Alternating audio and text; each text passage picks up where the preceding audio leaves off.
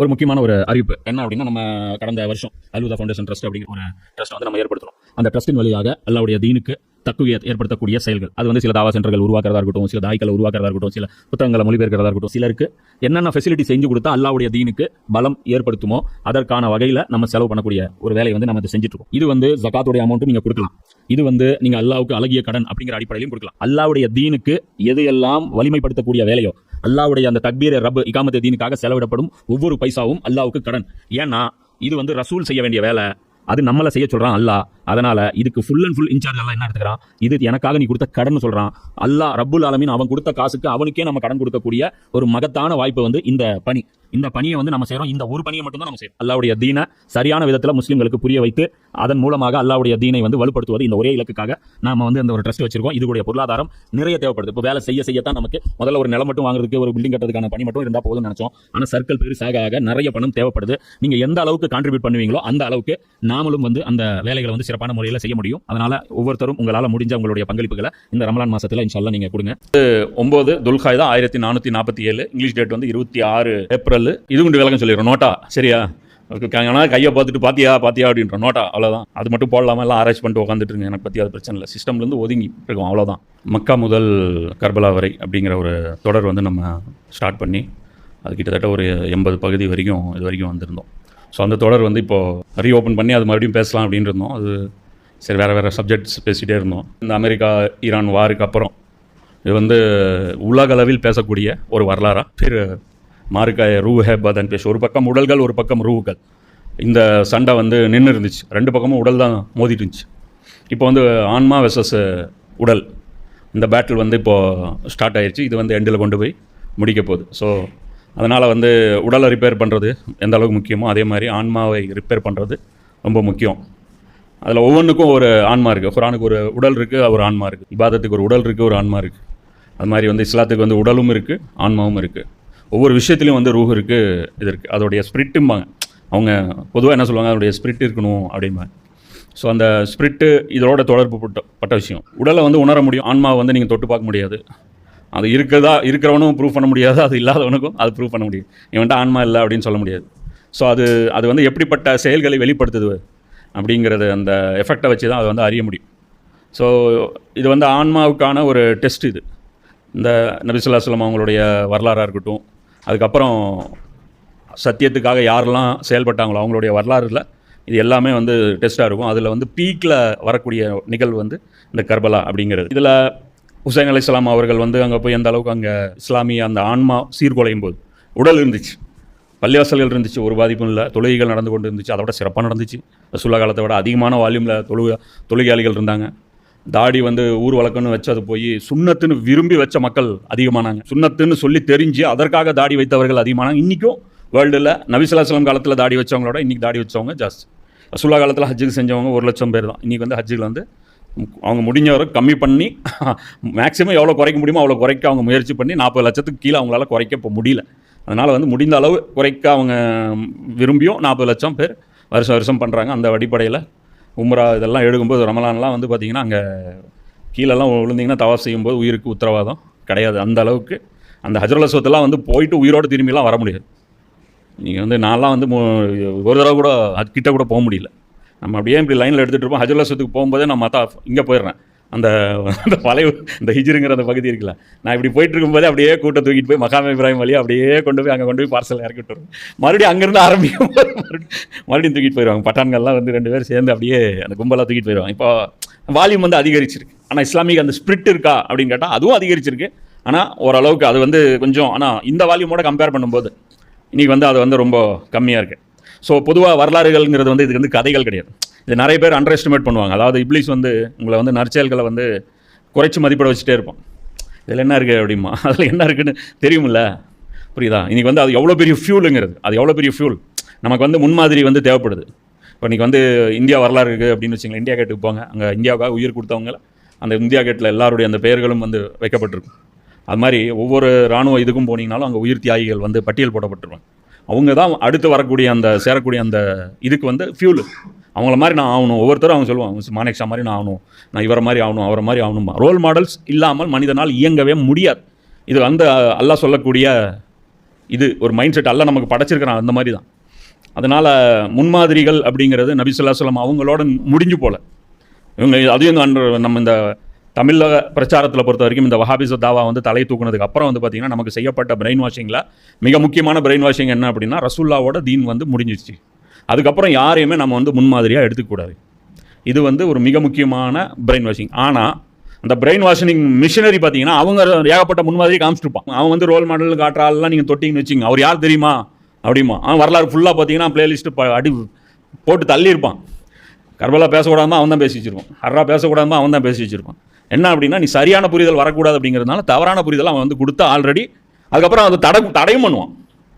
இவங்களுடைய அந்த அயோக்கியத்தனம் என்ன அப்படின்னா இதே விஷயம். நீங்கள் தடை பண்ணுற ஒரு சப்ஜெக்ட் ஏன் பேசுகிறீங்க, நீங்கள் ஏன் பேசுகிறீங்க?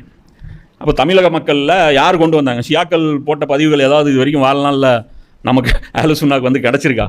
ஷியாக்கள் எழுதின புக்கு எத்தனை சாஜிதா புக் சென்டரில் இருக்குது, எத்தனை வந்து பாக்கியாத் மதரசாவில் இருக்குது, எத்தனை புக்கு ஷியாக்களுடைய புக்கு வந்து சர்க்குலேட் ஆகிட்டு இருக்கு. நீங்கள் வந்து ஆன்டிஷியா அந்த வேக்சின் வந்து நீங்கள் தூக்கிட்டு வரீங்களே, என்ன வியாதியே இல்லை, எதுக்கடா வேக்சின் போட்டுட்ருக்கிறீங்க அப்படிங்கிற மாதிரி. இது வந்து இவங்களுடைய ப்ராப்பகண்டா இவங்களுக்கு இருக்குது. ப்ராப்பர் மெஷினரி, அது ப்ராப்பகண்டா மெஷினரி இது. அதனால் வந்து பார்த்திங்கன்னா நம்ம இதெல்லாம் ஒதுக்கி தள்ளிட்டு நம்ம வந்து வரலாறு பார்க்கணும். நபிமார்கள் வரலாறு மட்டும் முக்கியம் கிடையாதுங்கிறது குரானே உணர்த்துது. நமக்கு சொல்லப்படுறது என்ன? குரானு ஹதீஸ், நபி ஸல்லல்லாஹு அலைஹி வஸல்லம் வாழ்க்கை, குரானை பார்க்கணும், வேறு எதுவும் பார்க்கணும். அப்போ ஏன் அல்லாஹ் லுக்மானை பற்றி பேசுகிறான்? அவர் நபி, அவர் எனக்கு எதுக்கு லுக்மானை பற்றி எதுக்கு என்கிட்ட பேசுகிறேன்? லுக்மான் அவர் பையனுக்கு என்ன வேணாலும் உபதேசம் சொல்லிட்டு போட்டேன், எனக்கு எதுக்கு தேவையில்ல விஷயம். துல்கர்னைன்னு எப்படியோ வந்துட்டு போகிற எத்தனையோ மன்னர், எதுக்கு எனக்கு எதுக்கு தேவையில்லாமல் எதுக்கு துல்கர்னைன் பற்றிலாம் எல்லாம் பேசிகிட்டு இருக்கிறான்? என் நபிமார்கள் உதாரணம் காட்டி உபதேசம் பண்ணுறதுக்கு அல்லாவுக்கு தெரியாதா? குகைவாசி யார் அந்த 7 அனாமநேயர்கள்? பேர் இல்லை, அட்ரஸ் இல்லை, ஊர் இல்லை. ஒரு அட்ரஸ் இல்லாதவங்களுடைய வரலாறு எது கொண்டாந்து எனக்கு காட்டுறேன்? அப்புறம் முன் சென்றவர்களுடைய வரலாறுகள் படிப்பினை இருக்குதுன்னு குரான் உபதேசம் வேறு. அப்புறம் அந்த தோட்டக்காரர் அவங்களுடைய வரலாறு நமக்கு எதுக்கு? சூனியக்காரர்கள் அவங்க எதுக்கு நமக்கு தேவையானவங்க? அவங்களாம் ரோல் மாடலுங்க. சூனியக்காரர்கள் ரோல் மாடல், சூனியம் ரோல் மாடல் கிடையாது, சூனியக்காரர்கள் ரோல் மாடல். என்ன புரிஞ்சுக்கணும் அப்படின்னா, இவங்க ப்ராபகண்டா பண்ணுறாங்கிறது அப்பட்டமாக புரிஞ்சுங்க. நபிமார்கள் தாண்டி இங்கே ரோல் மாடல்கள் குரானில் சொல்லப்பட்டிருக்கா இல்லையா? ஏகப்பட்டது சொல்லப்பட்டிருக்கு. அப்போ ஹுசைன் அலைஹிஸ்ஸலாமும் சொன்னாலே இவங்க பதறி அடிச்சுட்டு வந்து மறைக்கிறாங்க அப்படின்னா அது வந்து அவ்வளோ இம்பார்ட்டண்ட்டான ஒரு சப்ஜெக்ட் அப்படிங்கிறது. ஏன்னா கர்பலா எடுத்து நம்ம ரொம்ப நாள் ஆச்சுங்கிறதுனால சில விஷயங்கள் மறுபடியும் வந்து நம்ம வந்து ரிவைண்ட் பண்ணிவிட்டு அதுக்கப்புறம் ஹிஸ்ட்ரிக்குள்ளே போகணும். சும்மா கதை கிடையாது, இதெல்லாம் கதை கிடையாது. இதெல்லாம் தான் நமக்குள்ள தியாக உணர்வு, அர்ப்பணிப்பு உணர்வு, உழைக்கக்கூடிய உத்வேகம், இதெல்லாம் யார் ஏற்படுத்த முடியும்? இந்த மாதிரி வரலாறுகள் தான் ஏற்படுத்த முடியும். அவங்க வந்து இப்ராஹிம் நபி நெருப்பில் தூக்கி போட்டாங்கன்னா அது நமக்கு பெரிய ரோல் மாடலாக கிடையாது. ஏன்னா பேக்கப்பில் அவர் அல்லாஹ்வுடைய ரசூல். சூனியக்காரர்கள் பிளக்கப்பட்டார்கள் அப்படின்னா அது பெரிய ரோல் மாடல். ஏன்னா அவங்க காமன் மேனு, நம்மளோட காமன் மேனை தான் நம்ம கனெக்ட் பண்ணி பார்ப்போம். ரசூலை போய் இப்ராஹிம் நபி மாதிரி தொழுவுனேன் எவன்ட்ட வேணாலும் போய் சொல்லுங்கள், போக வேலையை பார்த்துட்டு இப்ராஹிம் நபி மாதிரி நான் எப்படியா தொழுவ முடியும்? அவர் கிளாஸ் என்ன, அவர் லெவல் என்ன, அவருடைய அந்தஸ்து என்ன அப்படிமா. ரசூல்லாவும் அப்படி தான் சொல்லுவோம். அவர்கள்லாம் வந்து மனித தன்மையிலிருந்து ஒரு படி மேலானவர்கள். அவங்க வந்து மாசூம்கள். அவங்க வந்து அவங்களால தவறே செய்ய முடியாது. அவங்க தவறு செஞ்சால் எல்லாம் கையை பிடிச்சி தடுத்துருவான். அப்போது அவங்கள வந்து ரோல் மாடலாக வச்சுக்கலாம் ஓவராலாக. ஆனால் அதை விட அதாவது என்ன சொல்கிறது, அதற்கு குறையாமல் இந்த மாதிரி சஹாபாக்கள் இருக்காங்களா, அவங்களும் நமக்கு மிகச்சிறந்த ரோல் மாடல். அதனால் குரானில் வந்து அல்லாஹ் என்ன சொல்கிறான், சஹாபாக்கள் எல்லாம் வேறு வேதங்களில் முன்னறிப்பு செய்கிறான். இப்போ முன்னறிப்பு செய்கிறான். இப்போ நபிமார்களை பற்றி தான் முன்னறிப்பு செய்வான். இந்த மாதிரி ஒரு நபி வருவார், இப்படி ஒரு கூட்டம் வருங்கிறத ரசூல்லா அல்லாஹ் வந்து முன்னறி செய்கிறான். வேறு வேதங்களில் இந்த மாதிரி சஹாபாக்கள் வருவாங்க அப்படின்னு. அதே மாதிரி இன்னொரு முக்கியமான விஷயம் என்ன அப்படின்னா, வரலாற்றில் சிலரை வந்து அல்லாஹ் நிலைச்சிருக்க செஞ்சிடும். வரலாற்று உதாரண புருஷர்கள் நிறைய பேர் இருப்பாங்க, நபிமார்கள் ஏகப்பட்ட பேர் இருக்காங்க. ஆனால் குரான் வந்து சிலருடைய புகழை வந்து அப்படியே ஆக்கிடுவோம். உதாரணத்துக்கு அல்லாஹ் சொல்லும்போது என்ன சொல்கிறான், இந்த 37வது அத்தியாயத்தில் ஒரு 4-5 நபிமார்கள் தொடர்ச்சி அல்லாஹ் பட்டியல் போட்டே வருவான். இப்ராஹிம் நபி, மூசா அலைஹிஸ்ஸலாம், நூஹ் அலைஹிஸ்ஸலாம், இலியாஸ் அலைஹிஸ்ஸலாம், இவங்களெல்லாம் சொல்லிட்டு அல்லாஹ் சொல்லும்போது என்ன சொல்கிறான், பின்னர் தோன்றிய தலைமுறைகளில் அவருடைய புகழையும் நற்பெயரையும் விட்டு வைத்தோம். அது பின்னாடி வரக்கூடிய மக்களுக்கும் அவருடைய புகழை வந்து நான் வந்து எக்ஸ்டெண்ட் பண்ண வச்சிட்டேன். சாந்தி உண்டாகட்டும் இப்ராஹிம் மீது, நன்மை புரிவோருக்கு நாம் இத்தகைய கூலி வழங்குகின்றோம். அல்லாஹ் என்ன சொல்லிட்டு கடைசி என்ன சொல்கிறான், இது வந்து இப்ராஹிம் நபியோட இப்படியோ போகிறது கிடையாது. நன்மை புரிவோருக்கு இத்தகைய கூலி எது, வரலாற்றில் நிலைச்சிருக்க செய்வோம். வரலாற்றில் எத்தனையோ உலமாக்கள் வாழ்ந்துட்டு போயிருப்பாங்க. ஆனால் சிலருடைய பேர் மட்டும் பார்த்தீங்கன்னா உடச்சிட்டு இருக்கும். சில பேர் மட்டும் என்ன அப்படின்னு பார்த்தீங்கன்னா, அவங்க வந்து அந்த ட்ரெண்டை உடைச்சிருப்பாங்க. அவங்களுடைய அந்த ரோல் யாருடைய புகழை வந்து அல்லாஹ் நிலைக்க செய்வான் அப்படின்னு பார்த்தீங்கன்னா, அந்த டைமில் எக்ஸ்ட்ராடினரி பர்ஃபார்மன்ஸ் யார் கொடுத்தாங்களோ. நபி ஸல்லல்லாஹு அலைஹி வஸல்லம் பத்ருக்கு வந்து கூப்பிடும்போது 313 பேர் தயாராகிட்டாங்க. புரியுதா? அப்போ அவங்களுடைய புகழ் வேறு மாதிரி. அது மாதிரி ஒவ்வொரு காலகட்டத்தில் ரசூலுல்லாஹ் மரணிச்சதுக்கப்புறம் யாருடைய புகழ் மேலோங்கிச்சு, அபூபக்கர் ரலியல்லாஹு அன்ஹுடைய புகழ் மேலோங்கிச்சு. ஏன்? Extraordinary performance. அந்த டைமில் வந்து உமர்லியாவை கூட அந்த அளவுக்கு பர்ஃபார்ம் பண்ண முடியாது. அது மாதிரி ஒவ்வொரு காலகட்டத்திலையும் ஒவ்வொரு பர்ஃபார்மன்ஸ் வந்து அல்லாஹ் வந்து மேலவங்க செஞ்சுருவான். சில சஹாபாக்கள் வந்து அல்லாஹ் குரான்லேயே புகழ்ந்துருக்கான். அது மாதிரி சிலருடைய புகழை வந்து எல்லாம் நிலைக்கு செஞ்சிருப்போம். இன்றைக்கும் நீங்கள் பாருங்கள், அந்த அவுலியாக்கள்னு இருப்பாங்க பாருங்கள், அந்த அஜ்மீர் தர்காவில் இருக்கிறார், அங்கெல்லாம் ஏன் அப்படி இருக்காங்க? கடுமையான மன்னராட்சி காலத்தில் அவங்க வந்து அந்த இடத்துல பர்ஃபார்ம் பண்ணியிருக்காங்க. அந்த இடத்துல வந்து தில்லா இதுதான் ஹக்கு, இது பாத்தில்னு தெளிவாக அவங்க சொல்லியிருப்பாங்க. அதனால் ஏதோ ஒரு வடிவத்தில் அது பின்னாடி வந்து சீர்குலையும், அதெல்லாம் அதுக்கு அவங்க பொறுப்பாக மாட்டாங்க. அப்படி பொறுப்பாகணும் அப்படின்னு எடுத்தால் ரசூலா வணங்கக்கூடிய கூட்டம் இருக்குது, ஈசா நபியை வணங்கக்கூடிய கூட்டம் இருக்குது. இப்போ அவங்களா பொறுப்பெடுத்துக்க முடியும்? ஸோ அதெல்லாம் கிடையாது. இப்போது அதனால் இந்த உதாரண புருஷர்கள் புரிஞ்சுக்கணும். அது மாதிரி ஹுசைன் அலைஹிஸ்ஸலாம் முடியாது, சஹாபாக்கள் எத்தனை பேர் கொல்லப்பட்டிருக்காங்க, பட்டியல் எவ்வளோ இருக்குது. இவர் ஒரு பெரிய சஹாபியும் கிடையாது. நபி ஸல்லல்லாஹு அலைஹி வஸல்லம் காலத்தில் ஒரு தூக்கி தோளில் சுமந்துட்டு போகிற ஒரு குழந்தை, இந்த குழந்தையை வச்சு இன்றைக்கி வந்து உலகம் முழுவதும் அமெரிக்கா பேசுது, யூரோப்பு பேசுது, இந்தியன் மீடியா பேசுது, தமிழ் மீடியா பேசுது, ஹிந்தி மீடியா பேசுது. என்ன என்ன என்ன என்ன ஏன் ஏன் ஏன் ஏன் ஏன் ஏன் ஹுசேன் ஹுசேன் ஹுசேன் ஹுசேன் யார் அந்த ஹுசேனு? யார் ஹுசேனு? எப்படி எப்படி இது பாசிபிள்? கூலாக கேட்குறாங்க ஒரு ஆள்கிட்ட, ஒரு ஷியா ஆலிம்கிட்ட கேட்குறாங்க, இந்த மாதிரி வந்து ஏன் இந்த மாதிரி வந்து தெரிஞ்ச வந்து இவ்வளோ பெரிய ரிஸ்க்கை விலைக்கு வாங்குறீங்க? போது எங்கள் லீடர் வந்து நாங்கள் வந்து இமாம் ஹுசேனை வச்சுருக்கோம், எங்கள் லீடர் வந்து நாங்கள் வந்து இமாம் ஹுசேனை வந்து வச்சுருக்கோம். ஸோ அவர் வந்து எப்படி தியாகம் பண்ணணும் அப்படின்னு தான் எங்களுக்கு கற்றுக் கொடுத்தாரு, எப்படி எஸ்கேப் ஆகணும் அப்படி எப்படி எப்படி இந்த அதாவது இந்த ஈன பொழப்பு பிழைக்கிறது எப்படி, கூளை கும்பிடு போட்டு வாழ்வது எப்படி, இந்த சந்தர்ப்ப சூழ்நிலை, அந்த சந்தர்ப்பவாதி அப்படிம்பால நயவஞ்சகத்தனமா சந்தர்ப்ப சூழ்நிலையா, அப்படி கழுவுற மீனில் நழுவுற மீனா, இப்படி வந்து அப்படியே பொய்யம் பூசின மாதிரியும் பூசாத மாதிரியும், குறிப்பாக சொல்லப்போனால் இன்றைய நம்மளுடைய நிலைமை மாதிரி கேவலமாக வாழ்வது எப்படிங்கிறது அவங்களுக்கு சொல்லித்தரல. தியாகம் எப்படி பண்ணணும், தியாகம்னா எப்படி பண்ணணும், தியாகத்தில் எப்படி முன்னாடி வந்து நிற்கணும், ஒரு சின்ன கூட்டம் உலகம் மொத்தத்தையும் திரும்பி பார்க்க வைக்கிறது எப்படி, இதைத்தான் பண்ணேன், இதுதான் பண்ணேன். வரலாறு அவரை வச்சு ஒரு ஃபிர்கா உருவாயிருச்சு பாருங்க. இன்றைக்கி வந்து ஷியாக்கள்ங்கிறோம், ஷியாக்களுடைய ஃபவுண்டர் யார்? அலி அன்ஹு இல்லை, பார்க்க நியாயமாக அவர் தான் ஆகிருக்கணும். இன்றைக்கி ஷியாக் நீங்கள் கொடுக்குற டெஃபினேஷன் வேறு. நான் என்ன சொல்கிறேன், ஹுசைன் அலைஹிஸ்ஸலாம் காலம் வரைக்கும் ஷியாக்களுடைய பட்டியல் நீங்கள் கொடுக்க முடியுமா உங்களால்? உங்களுக்கு பொறுத்த வரைக்கும் நான் என்ன சொல்கிறேன், சலஃபுகளுக்கு சேலஞ்ச் பண்ணுறேன். சலஃபுகளே நான் கேட்குறேன், அபூபக்கர் காலத்தில் தானே ஷியா உருவானாங்க, அபூபக்கருடைய தேர்வில் வந்து அலி வந்து அதிருப்தி ஆனார், அதுதானே சொல்ல வரீங்க நீங்கள்? அபூபக்கர் காலத்தில் இருந்த ஷியாக்களுடைய பட்டியல் எனக்கு கொடுங்க, மொத்தமாக ஆட்டை முடிச்சுட்டு போயிடுறோம், புரியுதா? இழுத்து முடிடுறாங்க, பிரச்சாரத்தையும் நிறுத்திடுறோம். அபூபக்கர் காலத்தில் எந்த ஷியா இருந்தா? யார் இருந்தா ஷியா? யாரும் இல்லை. உமர்லியான் காலத்தில் ஷியாக்கள் இருந்தாங்களா? அப்போது ஷியாக்களுடைய பிரச்சனை எதுன்னு கேளுங்க பாருங்க. எல்லா இந்த பிரெயின் வாஷிங் மிஷினரி என்ன சொல்லும், அபூபக்கருடைய தேர்வில் இவர்கள் அதிருப்தி கொண்டார்கள். இன்னைக்கு ஷியாக்களுடைய அப்ஜெக்ஷனில் இது இருக்கா? ஆமாம் இருக்குது, இல்லைன்னு நான் சொல்லலை. உடனே எடுத்துகிட்டு வந்து இவர் சொல்கிறாரு பாருங்க, அவர் சொல்கிறாருன்னு ஷியா பட்டியல் கொண்டாந்து கொடுத்துறாரு. நான் என்ன சொல்கிறேன், ஆனால் ஷியாக்களுக்கு அஸ்திவாரம் போட்டது இது கிடையாது. அது வந்து பின்னாளில் வந்து அவங்க வந்து கன்சிடர் பண்ணி முஆவியா அவங்களுடைய தேர்வு வந்து தவறு, உஸ்மான் ரலியனுடைய தேர்வு தவறு அப்படின்னு பேக்கில் போய் கடைசி அபூபக்கருடைய தேர்வும் தவறு, இது அங்கேருந்தே சரி பண்ணியிருக்கலாம்னு சொல்லிட்டு பின்னாடி உருவாக்கப்பட்டது. அது காரணம் வந்து பின்னாடி உருவாக்கப்பட்டது. அப்போ அது ஆனால் உண்மையான காரணம் அதுவா? அது கிடையவே கிடையாது. ஹுசைன் அவங்கள வச்சு தான் ஷியாக்கள் வந்து பங்கு பிரிக்கும். அங்கேருந்து தான் ஷியாயிசம் வந்து லான்ச் பண்ணப்படுது. அதுக்கப்புறம் தான் முஸ்லீம்களில் ஒரு பெரிய ஒரு ஸ்கூல் ஆஃப் தாட் உருவாகுது. அங்கேருந்து தான் திங்கிங் வந்து, அங்கேருந்து தான் டிவிஷனே வருது. அடக்குமுறைக்கு அடிபணிபவர்கள், அடக்குமுறைக்கு அடங்காதவர்கள், இதுதான் ஷியாவுக்கும் இன்னொரு ரெண்டு கூட்டமாக பிரிஞ்ச இதுதான் கூட்டம். மெரட்னா என்ன பண்ணணும்? மெரட்னா அடக்கி வாசிக்கலாம், இது ஒரு கூட்டம். மெரட்னா என்ன பண்ணும்? மெரட்டவனை பார்த்து பயப்படக்கூடாது, இது ஒரு கூட்டம். இது ரெண்டே கூட்டம் தான். இதுதான் இஸ்லாத்தில் இங்கே இருந்தால் ஸ்டார்ட் ஆச்சு.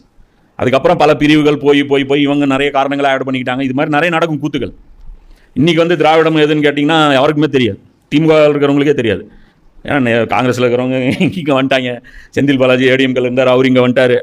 ஆனால் திராவிட கொள்கை என்னன்னு இப்போ யாருக்குமே தெரியாது, நீர்த்து போயிடுச்சு. இது நடக்கும், எல்லா இடத்துலையுமே நடக்கும். இவங்ககிட்ட கேட்டிங்கன்னா வேறு மாதிரி சொல்லுவாங்க, மாநில அந்தஸ்து அது இதெல்லாம் எல்லாம் பிரச்சனை. அது தாண்டி வேறு பிரச்சனை. அது அங்கே வேர்களை நீங்கள் போனீங்கன்னா அவங்களுடைய லிட்ரேச்சர், அண்ணா எழுதின புத்தகங்களில் பாருங்கள், அதுதான் திராவிடம். அவர் அங்கேருந்து தான் தொடங்குது. திராவிடம்னா எங்கே, நீங்கள் வந்து அதுக்கு பின்னாடி போங்க, திராவிடர் கழகத்துக்கு போங்க. திராவிடம்னா என்ன டெஃபினேஷன் சொல்லப்பட்டது, ஏன்னா நிறைய விஷயத்தை அவங்க சமரசம் பண்ணிட்டாங்க, அதனால் அது வேறு விஷயம். அப்போ அது மாதிரி இவருடைய அந்த புகழ் வந்து அல்லாஹ் வந்து நிலைக்க செஞ்சுட்டான். இன்றைக்கி வந்து இவருடைய பெயர் சொல்லக்கூடிய இத்தனைக்கும் இவங்களுக்கும் ஈரானுக்கும் எந்த தொடர்பும் கிடையாது. பியூர் பாரசீகர்கள். இவங்களுக்கு இருந்த ரிலேஷன்ஷிப்லாம் ஈராக்கோட தான். அங்கே தான் ஈராக்கில் தான் வந்து அவங்களுடைய கூஃபாவில் தான் அவங்களுடைய ஹெட் குவார்ட்டர்ஸ் இருந்துச்சு, சப்போர்ட்டர்ஸ் இருந்தாங்க. அவருடைய அடக்கஸ்தலமும் வந்து ஈராக்கில் தான், கர்பலா வந்து ஈராக்கில் தான் இருக்குது. ஈரானில் வந்து அது சம்மந்தமே கிடையாது. ஆனால் அல்லாஹ் விரும்புனான்னு வச்சுங்க, எங்கே வேணாலும் அவங்களுடைய ஃபாலோவர்ஸை உருவாக்கிடுவோம். அது எங்கேருந்து வேணாலும் அவங்க வந்து அந்த இன்ஸ்பயர் எடுத்துக்குவாங்க. அவங்க வந்து நபி ஸல்லல்லாஹு அலைஹி வஸல்லம் பாரசீகரை பற்றி என்ன சொன்னாங்க? ஈமான் வந்து சுரையா அந்த நட்சத்திரத்தில் இருந்தாலும் எடுத்துக்குவாங்க. நீங்கள் அவங்க ஹுசைன் இருந்து எடுத்துக்கிட்டாங்க. அதுக்கு இவங்களோட எல்லா ஸ்டாண்டும் நான் சரின்னுலாம் சொல்லலை, சரியா? நான் அது சொல்லலை. ஆனால் இன்ஸ்பிரேஷன் என்ன, இன்றைக்கி உலகம் வந்து வியந்து பார்க்குதா இல்லையா, அதுதான் மேட்டர். இன்றைக்கி வந்து இஸ்லாத்துக்கு வந்து இன்றைக்கி வந்து மதிப்பு இருக்குது. இன்றைக்கி முஸ்லீம்களை சவுதி அரேபியாவை எவனாவது மதிக்கிறானா? உங்கள்கிட்ட என்ன ஒன்று மதிக்கிறானா? இஸ்ஸத்து நான் சொல்கிறது, கண்ணியம் இருக்கா உனக்கு? உனக்கு கண்ணியம் இல்லை. இன்றைக்கி வந்து கேம்ப் டேவிடுக்கு வந்து நீ போனீங்கன்னா உன்னை வரவேற்கிறதுக்கெல்லாம் அங்கே பெரிய ஆளெல்லாம் கிடையாது. இன்றைக்கி இவங்க வந்தாங்கன்னா பெரிய மேட்ரு. இன்றைக்கி வந்து நீங்கள் சொன்ன இதில் வந்து இவங்கெல்லாம் வந்து அழிவு தேர்வு பண்ணுவாங்க, சரியா? இவங்க வந்து தோற்று போனவங்க தானே. எல்லாம் போயிடுச்சு, தரைப்படை போயிடுச்சு, அது போயிடுச்சு, என்ன ஏர்ஃபோர்ஸ் இல்லை, நேவி இல்லை, அது இல்லை, இது இல்லை, மிசைல் ஸ்டாக்கு தீர்ந்து போச்சு, எல்லாம் தீர்ந்து போச்சு இல்லை. அப்போ எதுக்கு பேச்சுவார்த்தைக்கிற, போர் நிறுத்தமுங்கிற? ஹுர்முஸ் கண்ட்ரோல் யார் கையில்? என் கையில் தான் இருக்குங்கிற. அப்போ ஏன் நீ பயப்படுற? போ, ஹுர்முஸ் தான் ஓப்பன் திறந்து தான் இருக்குது. இப்போ உள்ளே போனதுக்கப்புறம் மூடிடும். அதனால் சில விஷயங்கள் இருக்குது பாருங்கள். இஸ்லாத்தில் வந்து சில விஷயங்கள் வந்து ரூஹுக்கு வந்து ரொம்பவும் தீனி போடக்கூடிய விஷயம் இருக்குது. அல்லாஹ் குரானில் சொல்லும்போது கூட அல்லாஹ் என்ன சொல்லுவான், நீங்கள் வந்து என்னுடைய அந்த பணியை செய்யாத போது உங்களை நீக்கிட்டு நான் வேற ஒரு கூட்டத்தை கொண்டு வருவேன். அவங்களுடைய சிஃபத்தை சொல்லும்போது ஒரே சிஃபத் தான் அல்லாஹ் சொல்லுவான். அவங்க அல்லாஹ்வை நேசிப்பார்கள், அல்லாஹ்வுடைய நேசம் இருக்கும்.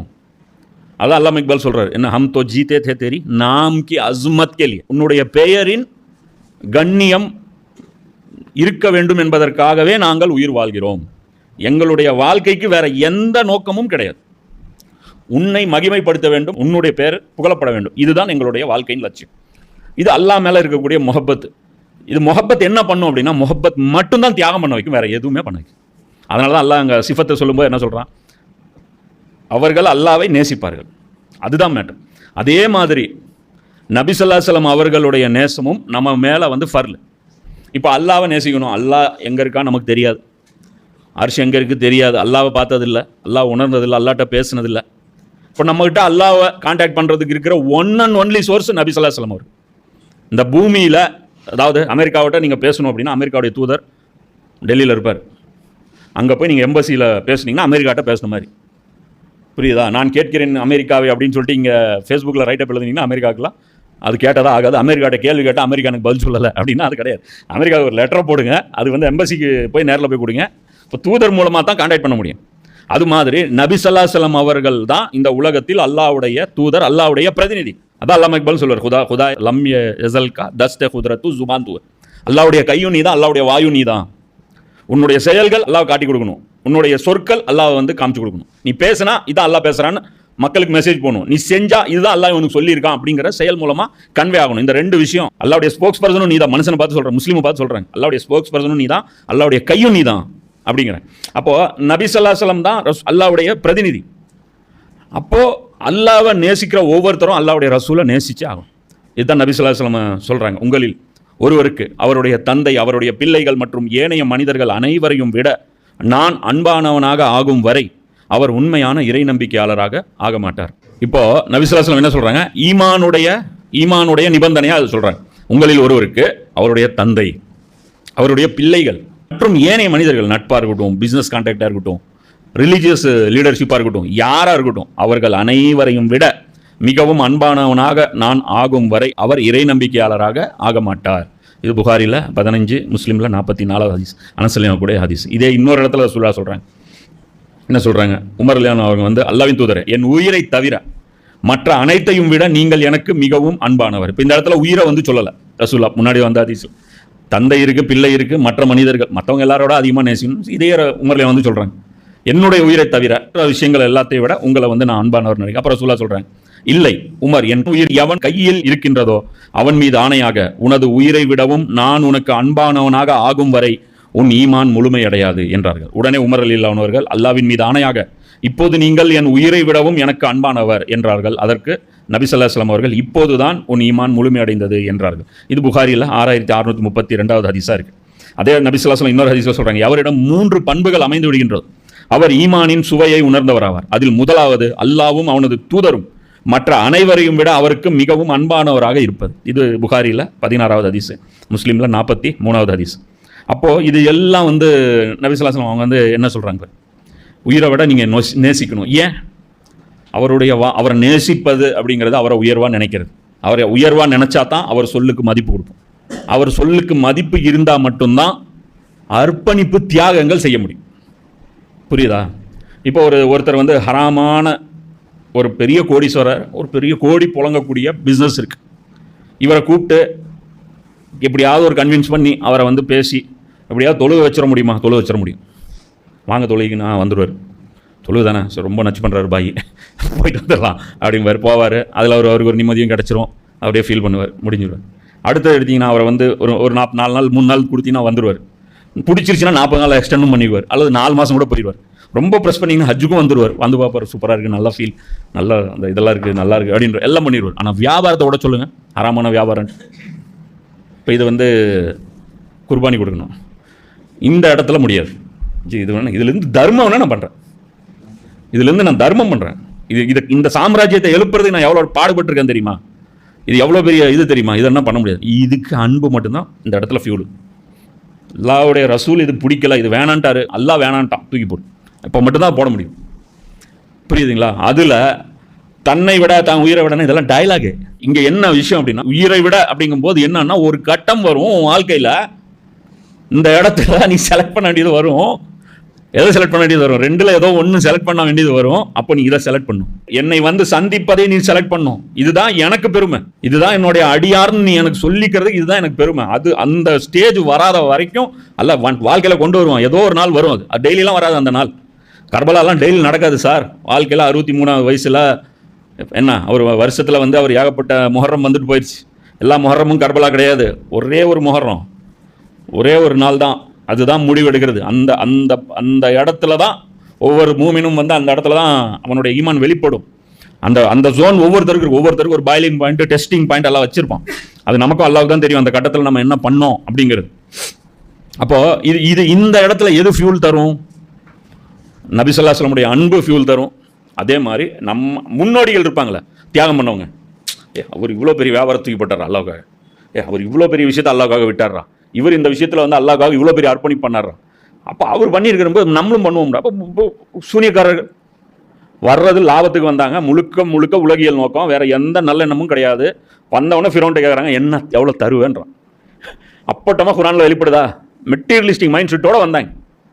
வந்து மூசா நபியுடைய ஆர்குமெண்ட் என்ன, ஃபிரௌனுடைய ஆர்குமெண்ட் என்ன, இதெல்லாம் ஓரளவு கேட்டு வச்சிருக்காங்க. இதன் மூலமாக அவர் என்ன ப்ரூஃப் பண்ண, என்ன ஆர்குமெண்ட் வைக்கிறாரு, என்ன சொல்கிறார்? வித்தை காமிச்சிட்டு காசு கேட்குறாரா, என்ன கேட்குறாரு?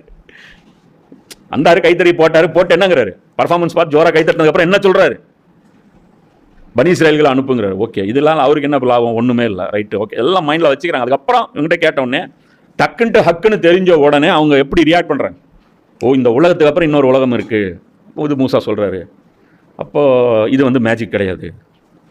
அப்போ வந்து மறுமை இருக்குதுன்னு ரொம்ப சீரியஸ் பிஸ்னஸ். இது நம்ம நினச்சிட்டு வந்ததை விட இது விவகாரம், வேறு விவகாரம். நம்ம நினச்சிட்டு வந்தது ஏதோ பர்சனல் 2 பேருக்கு நடக்குது. மூசா ஒரு காலத்தில் மன்னராக அவரான்னு இருந்துச்சு. ஃபிரௌனா மூசாவா, யார் வந்து அடுத்த இளவரசன், அடுத்த க்ரௌன் பிரின்ஸ் யார் அப்படிங்கிறது அந்த பேட்டில் போயிட்டு இருந்துச்சு. சரி, ஓகே, அதை மறுபடியும் கிளைம் பண்ணுறதுக்கு தான் இவர் வந்திருக்காரா அப்படின் போது வந்தோன்னே புரிஞ்சுட்டாங்க, இல்லை இது வேறு விவகாரம், இது வேறு விவகாரம். இது இயற்கையை உருவாக்கியவனிடமிருந்து அவர் உண்மையாக தூதராக வந்திருக்கிறார். ஸோ அவர் வைக்கிற ஒவ்வொரு ஆர்குமெண்ட்டும் ஹக்கு. அப்போ ஹக்குங்கும் போது அதுக்கு என்ன விலை வேணாலும் கொடுக்கலாம், அது ஒர்த்து, அது தகும் அப்படின்னு கொடுக்குறாத்தியா. அல்லாஹ் கொண்டாந்து அப்படியே பதிவு பண்ணிட்டான். பார், பெருசாக தர்பியா கிளாஸஸ்லாம் அட்டன் பண்ணி அவங்க வந்து ரொம்ப அவங்களுடைய தஸ்கியா நடந்து அவங்களுக்கு மணிக்கணக்காக மூசா நபி லெக்சர் பண்ணி வரல. சிம்பிள் ஈமானை ஏற்றுக்கிறதுக்கு இவ்வளோ இருந்தால் போதும். ஹக்குன்னு தெரிஞ்சால் ஏற்றுக்கிறதுக்கு மனப்பக்கம் இருந்தால் போதும். சாதாரண மனநிலை இருந்தால் போதும். உங்களுக்கு ஓவர் டோஸில் உயிர் கொடுக்கறதுக்கெல்லாம் வேறு லெவல் ஈமான் வேணும் அதெல்லாம் கிடையாது. சும்மா இந்த அளவுக்கு ஈமான் இருந்தாலே கொடுத்துடலாம், ஒன்றும் பிரச்சனை இல்லை. என்ன விஷயம் அப்படின்னா, அந்த ஒரு ஸ்பிரிட்டு நமக்கு வரணும். அது நமக்கு எப்படி வரும் அப்படின்னா, இது மாதிரியான விஷயங்கள்ல தான் வரும். ஒன்று, அந்த அன்பு இருக்கணும், அல்லாஹ்வுடன் சீரியஸான அன்பு, அல்லாஹ்வுடைய நபியுடன் அன்பு.